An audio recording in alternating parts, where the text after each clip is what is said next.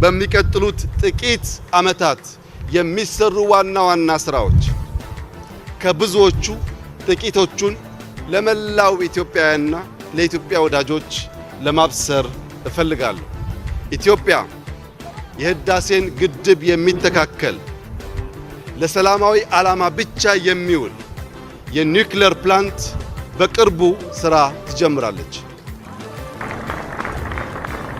ኢትዮጵያ በአፍሪካ ግዙፍ የሆነውን የኢትዮጵያ አየር መንገድ ስራ በቅርቡ ትጀምራለች።